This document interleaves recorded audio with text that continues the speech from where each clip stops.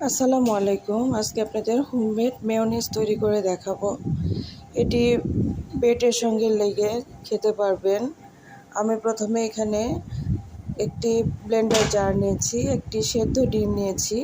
ডিম কিভাবে সেদ্ধ করতে হয় আপনারা তো জানেনই।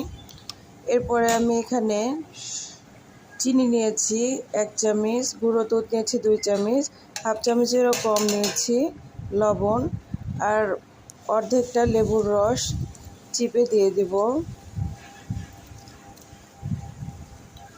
এখন এখানে আমি ছোট রসুনের কোয়া 2টা নিয়েছি এবং 5-6টা গোলমরিচ গুঁড়ো করে নিয়েছি, একটু জাস্ট গুঁড়ো করে নিয়েছি।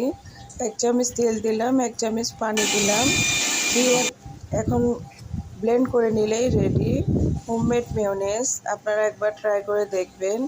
এটি সকালে ব্রেডের সঙ্গে খেতে খুব মজা লাগে। এখনও যারা তৈরি করেননি